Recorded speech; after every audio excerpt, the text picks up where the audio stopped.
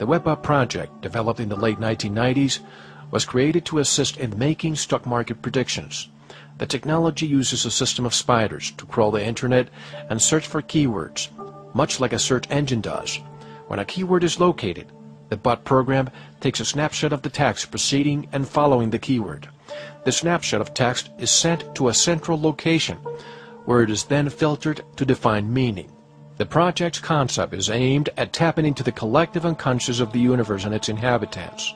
As well, there's an interesting time concept involved and an unusual concept of a tipping point regarding the past, current, and future times.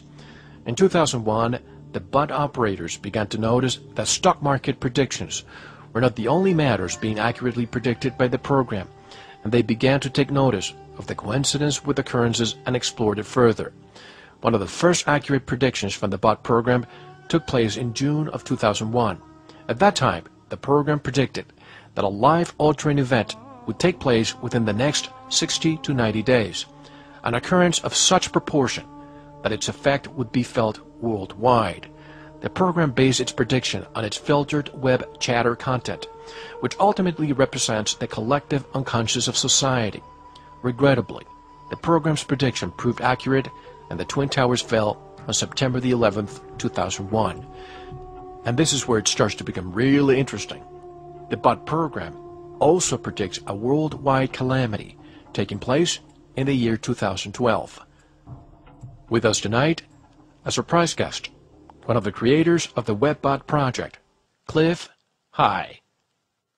Hello, Cliff. Speaking. Good morning. Mel from the Veritas Show. How are you? I'm doing fine, sir. How about yourself? Great, thank you. Thank you for being with us in such short notice.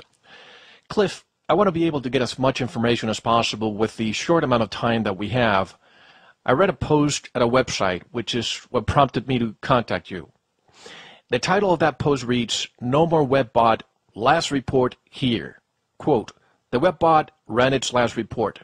Cliff and George are not running any more reports now.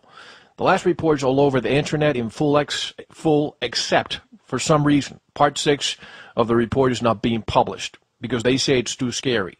So I really cannot imagine what exactly is in there, because what is out is, in my opinion, pretty extreme and scary on its own." Unquote. And this is one that caught my attention even more because she's a very respectable person, comes from Catherine Austin Fitz, who will be with us in just a few days. A number of Cliff's recent reports describe some pretty dire possibilities regarding what could happen this summer and fall in terms of a falling dollar and the economy, as well as ongoing issues with Earth changes. And it goes on and on, unquote. So instead of hearing it from a third party, Cliff, I thought I would contact you, the source, directly. For those around the world who may not be familiar, please provide a quick summary of what the WebBot is all about, and then we can talk about the post I just mentioned. The WebBot program is really ALTA reports, which is asymmetric language trend analysis. We do a prediction or forecast of future events based on subtle changes in language as these changes manifest across the internet in usual conversations. We don't get into email, we don't go into chat rooms, we just watch what is occurring on the various fora. As people discuss the rather mundane things of life, they have a tendency to leak out little prescient clues as to what the future will hold for all of us. Sort of makes sense? We go out and gather them up. So it's like an data aggregation? Would that be a good term? Data aggregation, but not data mining. We don't do word counts or any of that. We have a method of our own devising in which a very complex multidimensional array of emotional values is tied to individual words and in a lexicon, and our lexicon currently is over 800,000 words in multiple languages. And we have a seed value set of about 250 to 300,000 words that start our reports off. And then our data gathering will go on out and gather perhaps 100, maybe 200 million reads, we call them. A read is finding one of our seed value words in conjunction with certain emotional quantifiers, and then it reads 250 bytes, or excuse me, 2,500 bytes more or less on either side if those bytes are available, and we use those words within that read to associate with the seed value. Again, when did you... sense? Absolutely. When did you start, you and your partner, George Ure, when did you start the project, and what motivated you to do this? Well, basically, George and I are not partners. We're associates. Okay. I produce all of the code and the Alta reports and so on, and George Ure has urbansurvival.com. He has an economics focus. What our relationship is, well, it allows him to post the public information, that information we think needs to get out for the public for general benefit and welfare for all of us. Our reports were begun I started noodling on the idea in 1993, got it really solid in 94, worked on the code through 95 and 96, started doing my first runs in 97, and then progressed on to where we actually had a subscription service set up in 2001. And as to that report that's been published, it should not have. We don't release our reports for free. We never post the reports in their entirety. I am glad that Part 6 was not posted, but none of the other parts should have been as well. It was a violation of copyright as well as screwing over our process for data gathering.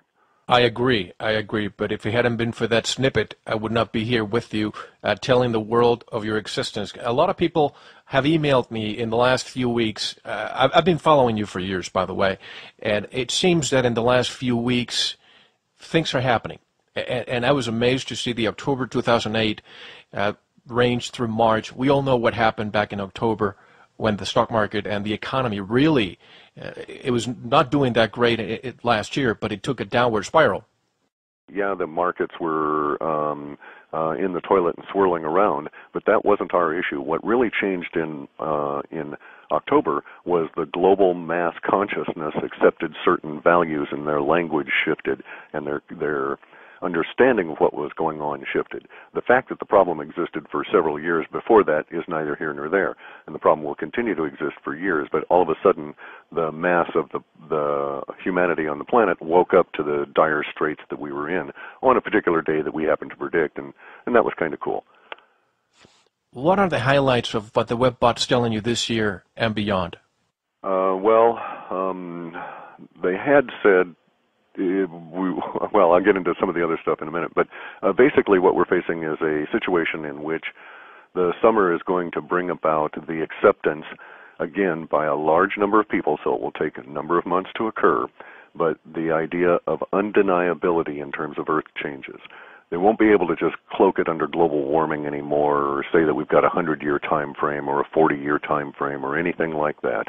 By the time we reach what we call the end of the summer of hell, which will officially terminate on the autumnal equinox in September, by the time we get there, a large percentage of the populace of the planet will understand just how dire the weather and climate situation truly is, and we really do need to expand our thinking and go beyond the idea of merely weather and climate, because it now includes things like volcanoes, shifting continents, rising oceans, massive die-off of animals and plants, etc. That's what for summer, and then it really gets nasty in fall. And then what's coming in the fall? In the fall, we're going to see the death of the dollar as the global reserve currency, which is already underway, of course, but it'll become a gut level, you feel it in your stomach kind of an event over the course of 5 or 10 days, actually 10 and a half days, in the late October through November, and it will precipitate a war as the American empire collapses. What does that tell you? In other words, the precipitation of the death of the dollar, what actually causes it? Is it China? No, it has nothing to do with that. The dollar died as a result of being born in 1913. Right. All things die, given, there's that old Swedish saying that, Father Time weaves the skein of your life the day you're born.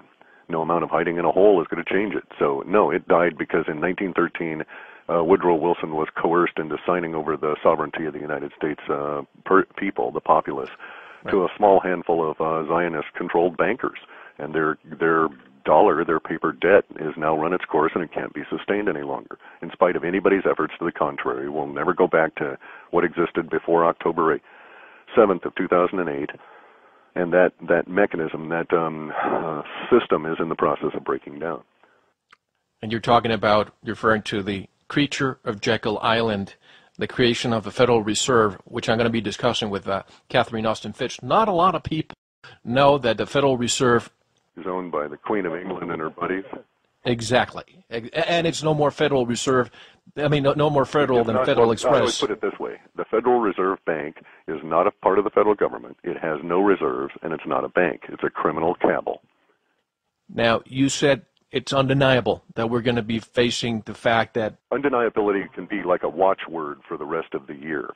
Undeniability will come in and it'll affect you over summer relative to the environment around you, your food supply, your air, your water, the temperature, the oscillations, the winds, the floods, the so on and so on and so on. By the time we get into fall, undeniability will start shading over into the death of the dollar as the global reserve component of that collapses.